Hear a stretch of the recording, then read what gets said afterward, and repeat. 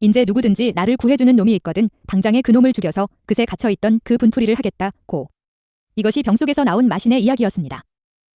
M이 자기의 젊은 아내를 학대한다는 소문이 들릴 때에 나는 이 이야기를 생각지 않을 수가 없었습니다.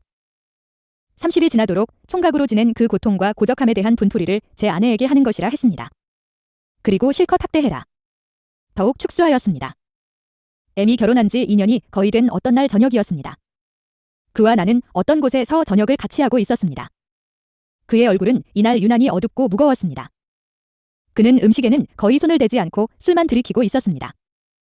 본시 말이 많지 않은 그가 이날은 더욱 입이 무거웠습니다. 몹시 취하여 더 술을 먹지 못할이 만취되어서 그는 처음으로 자발적으로 입을 열었습니다. 충혈이 된 그의 눈은 무시무시하게 번뜩였습니다. 여보게 여보게. 속이지 말고 진정으로 말해주게. 내게 생식 능력이 있겠나? 글쎄 검사를 해보아야지. 나는 이만치하여 넘기려 하였습니다. 그럼 한번 진찰해봐주게. 왜 갑자기? 그는 곧 대답하려 하였습니다. 그러나 나오려던 말을 삼켰습니다. 그리고 다시 술을 한 잔 먹은 뒤에 눈을 푹 내리뜨며 말했습니다. 아니 다른 게 아니라 내게 만약 생식 능력이 없다면 저 사람이 자기의 아내 불쌍하지 않나? 그래서 없는 게 판명되면 아직 젊었을 때에 해져서 저 사람이 제 운명을 다시 개척할 때를 줘야지 않겠나? 그래서 말일세. 진찰해 보아야지. 그럼 언제 해보세? 그 며칠 뒤에 나는 M의 아내가 임신했다는 소문을 듣고 깜짝 놀랐습니다. 검사해볼 필요도 없습니다. M은 그 능력이 없을 것입니다. 그런데 M의 아내는 임신했습니다. 그리고 며칠 전에 M이 검사하겠다던 마음을 짐작했습니다. 그것은 결코 그날의 제 말맞다나 아내의 장래를 위하여 하려는 것이 아니고 아내에게 대한 의혹 때문에 하여 보려는 것일 것이외다. 자기도 온전히 모르는 바는 아니로되 10중8구는 자기는 생식 불능자일 텐데 자기의 아내는 임신을 한 것이외다. 생각하면 재미있는 연극이외다. 생식 능력이 없는 M은 그런 기색도 배지 않고 결혼을 하였습니다. 그리하여 M에게로 시집을 온 새 아내는 임신을 하였습니다.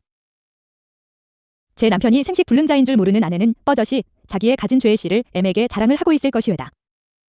일찍이 자기가 생식 불능자인지도 모르겠다는 점을 밝혀주지 않은 M은 지금 이 의혹의 구렁이에게도 제 아내를 체크할 권리가 없을 것이외다. 그가 검사를 하겠다 하나 검사를 하여서 자기가 불구자인 것이 판명된 뒤에는 어떤 수단을 취하는지 짐작도 할 수가 없습니다.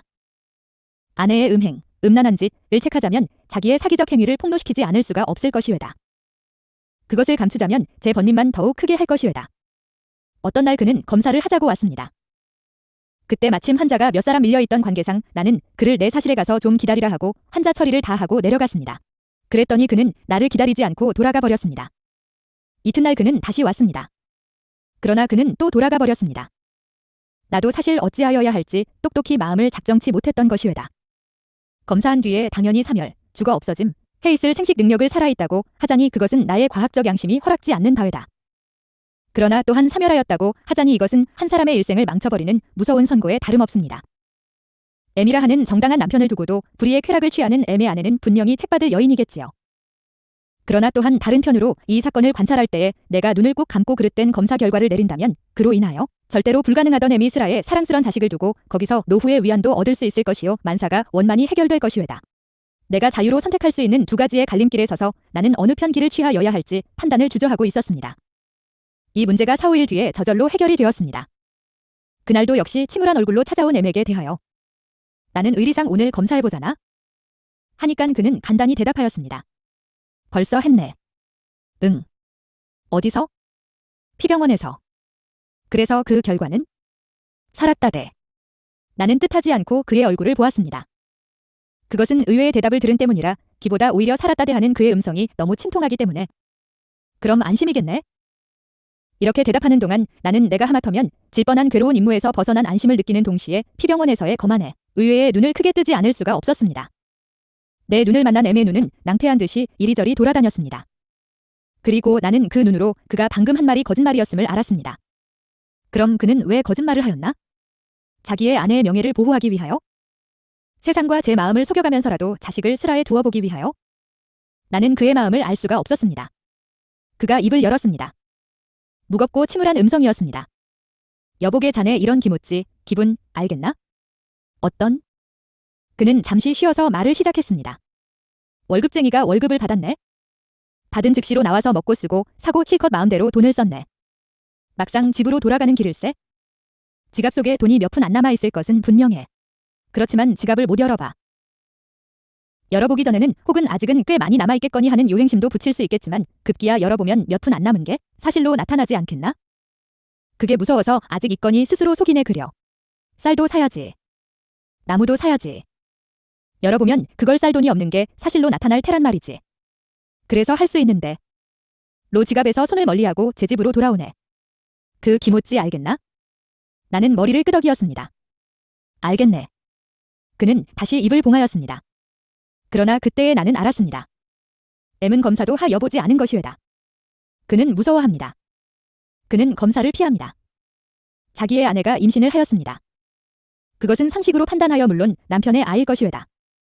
거기 대하여 의심을 품을 자는 하나도 없을 것이외다. 의심을 품을 필요도 없는 것이외다. 왜?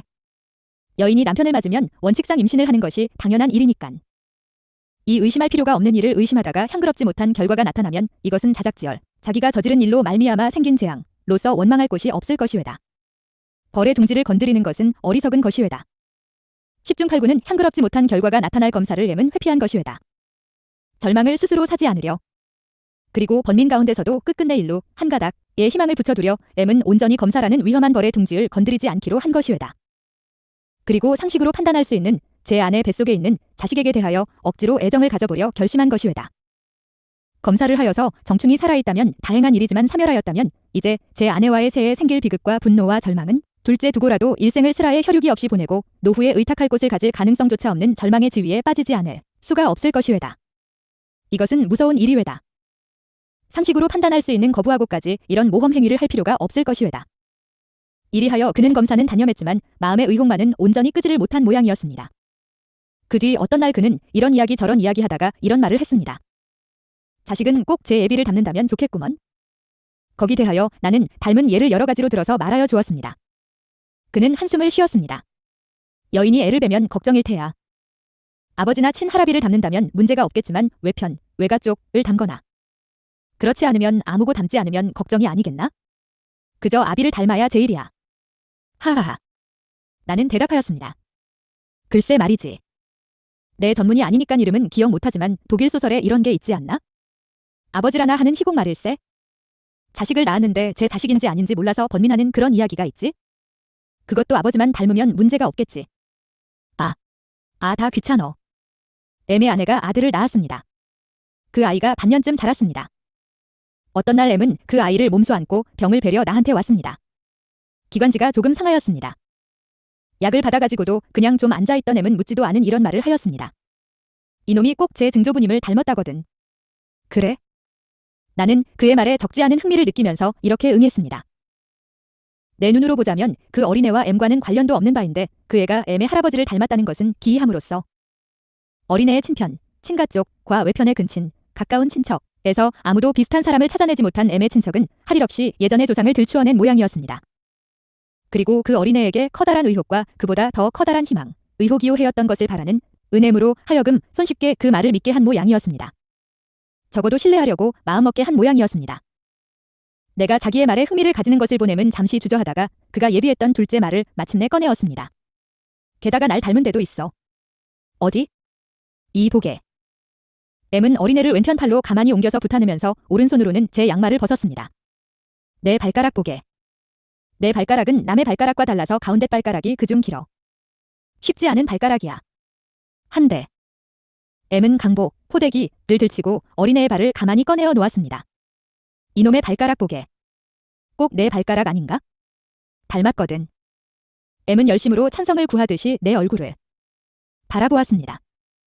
얼마나 닮은 곳을 찾아보았기에 발가락 닮은 것을 찾아내었겠습니까? 나는 M의 마음과 노력에 눈물겨워졌습니다. 커다란 의혹 가운데서 그 의혹을 어떻게 하여서든 사겨보려는 M의 노력은 인생의 가장 요절할 허리가 끊어질 듯한 비극이었습니다. M이 보라고 내어놓은 어린애의 발가락은 안 보고 오히려 얼굴만 한참 들여다보고 있다가 나는 마침내 이렇게 말하였습니다. 발가락뿐 아니라 얼굴도 닮은 데가 있네.